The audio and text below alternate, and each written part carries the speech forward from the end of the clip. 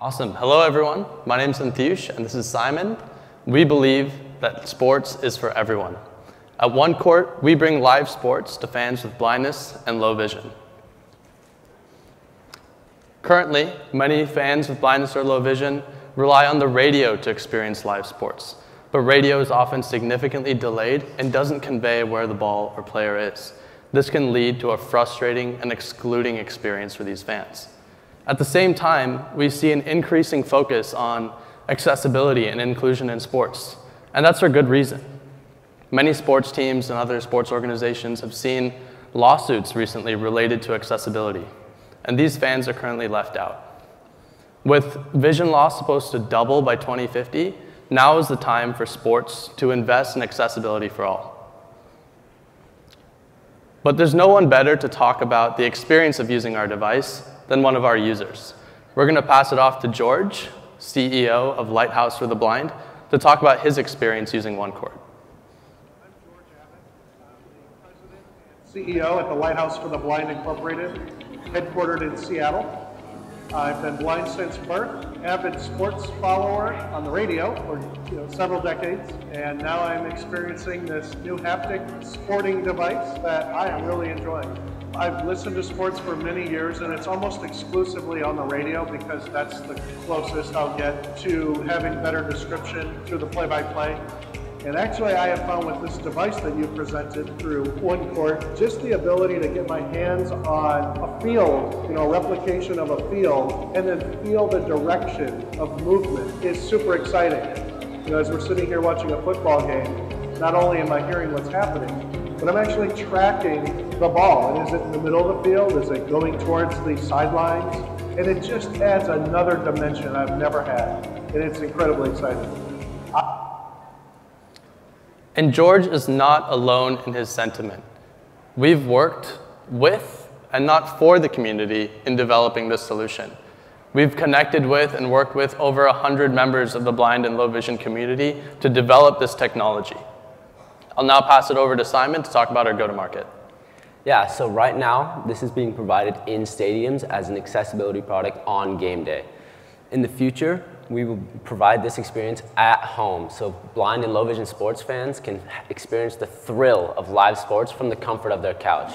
So there's two main reasons we're starting with the in-stadium use case. The first, it allows us to reach a national audience while not having to reach full product scaling.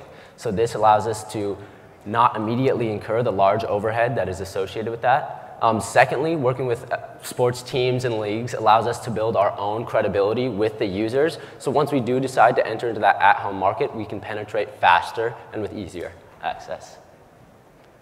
So we make money by licensing our technology to sports teams on a per-device, per-game basis. So what enables this is access to that data feed. So once we have that data, we're able to start pilots. Right now, we're pursuing pilots with the NBA, NFL, and MLB, and with hopes of scaling with the NBA next season.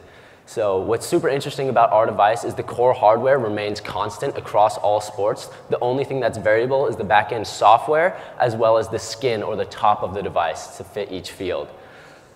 So in our conversations with teams and leagues, we found that we hit goals across verticals. Our main champion is usually in marketing. However, a lot of leagues and teams have been really excited about using our device as a potential sponsorship activation. Below, you can see what our device might look like for baseball. Now, Simon and I are both current students, but the majority of our team graduated from the University of Washington in June. Since then, we've made tremendous progress in accelerating the growth of OneCourt. In particular, we've made a lot of progress on the go-to-market side. We've secured data agreements for developing our product with the NFL, NBA, and even Tennis Australia. We also conducted a live in-stadium test in collaboration with the Kansas City Chiefs and T-Mobile. We also have an upcoming pilot with an NBA team. As I mentioned earlier, we've really focused on designing with the community. In a testament to this, we were actually awarded the 2024 CES Accessibility Contest winner.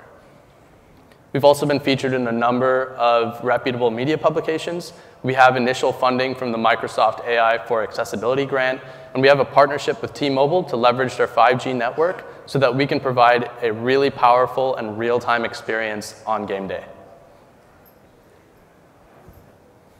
This is a quick look at our team. We cover all of the core competencies to build this product and take it from 0 to 1. We have folks working in design, in product development, whether it be software or hardware, focusing on accessibility and on business. We're also supported by our advisors and mentors who work at the intersection of accessibility, technology, and sports. We believe that sports is for everyone. We've started by building for the blind and low vision community, but we believe we can make sports accessible to all.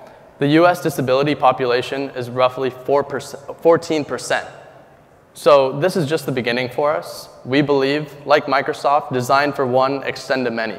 We're already starting to see signs that this technology can be applied to other use cases, and that the core technologies that we're working with can be used to come up with other use cases to get more people involved in the thrill of live sports. We hope you'll join us. Thank you.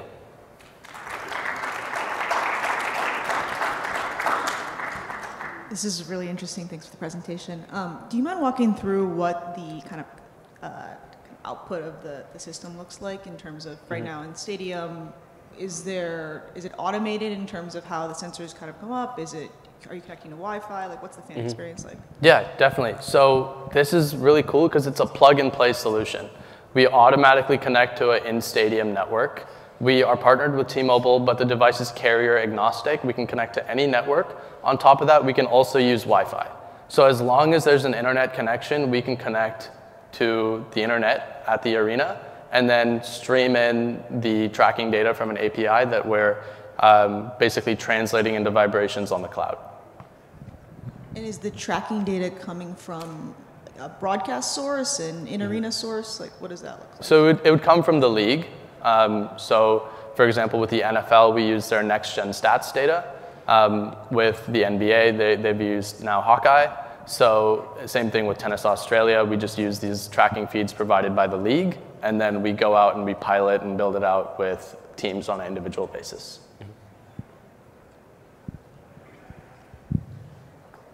Can you talk a little bit more about the hardware, like functionally how it works, what the experience is like?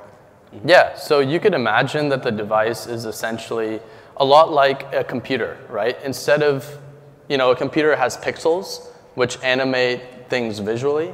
We essentially animate through touch, right? You could imagine a grid essentially of vibration motors that are able to convey location. And a really unique aspect of this is that fans are able to experience the sensation of tracking, an actual movement underneath your hand. Yeah. Another aspect that is super important to this is we've gone through multiple iterations, and that topping surface being silicone allows for the perfect amount of blend, so you don't feel each individual motor, but it's more of that fluid, smooth movement that we associate with running, passing, on the flight path of the ball. Wow, and how do you produce this hardware? We're currently producing everything, well, I'd say we used to produce everything in-house. We're actually transitioning out of that phase. Simon talked a little bit about achieving the right amount of hardware scale to tap into that early market. We've moved into something called PCBA now. So we're getting all of the electronics manufactured abroad through a manufacturer in China. They're called JLC PCB, very well known. And then everything else is assembled by our team.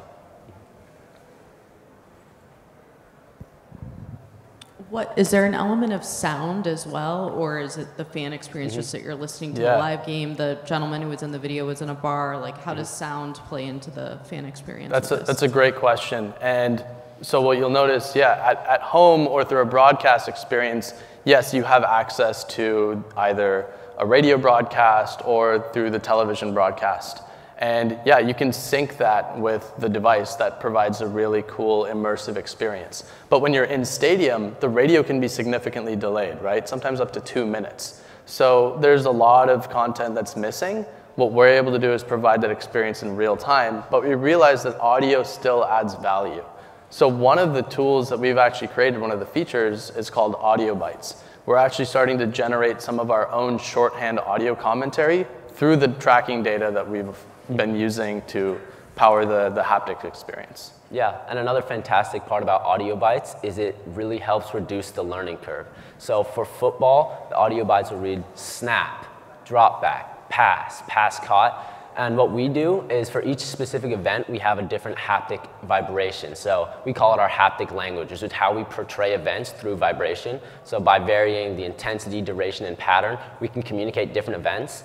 But while you pick that up, we have audio bites to supplement that. So the learning curve is flattened by that dramatically, and it really is just take it off the shelf and you can learn and experience the game on day one. There's no like training period necessary. It's interesting to me that at least the modules we have here all seem to be team sports. Why did you start with the team sports? It seems from a development standpoint, maybe like a tennis match might be easier to follow. Yeah. So the very first prototype we actually created was for tennis. And that's very easy as you described because it's just one ball moving back and forth with just 2 players, max 4. We kind of started off by, when doing our initial customer discovery about 1.5 years ago, of trying to see where can we get access to data first. That was really the main blocker, right? Wherever we can get access to data, we can build the product. That ended up being the NFL data.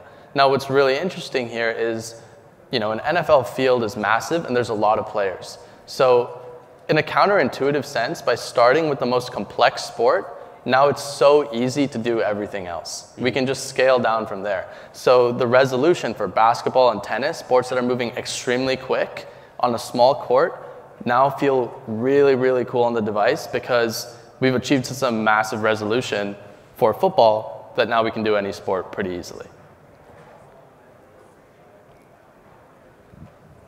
In terms of looking at your next couple months or year, in terms of growing the business, what are the areas you're most focused on from a kind of sales and pricing adoption perspective? I know you talked a little bit about... Simon, do you want to take that? Yeah, so right now we're focused on pursuing pilots with the NFL, NBA, and MLS. In addition, we're also planning on raising a round to front the cost of production as we go in and produce devices for these pilots, as well as growth these next few months to allow us to get our foot in the door with all of these sports leagues, and then hopefully in 18 months to 24 months start to expand and really capture most of that market. Yeah, it's really exciting for us to come out of this being a student project where we could incubate this idea while we're at the university, get that initial funding from Microsoft that allowed us to build out the technology, validate that it works in Stadium, and get interest from teams, to now we're at the point that we have enough validation where it's just about going out there and aggressively pursuing pilots with as many different leagues as possible. This being a platform is core to how we see the company, the ability to scale across any sport and potentially even beyond sports in the future. So for us, doing pilots with as many leagues as possible is a big part of that strategy.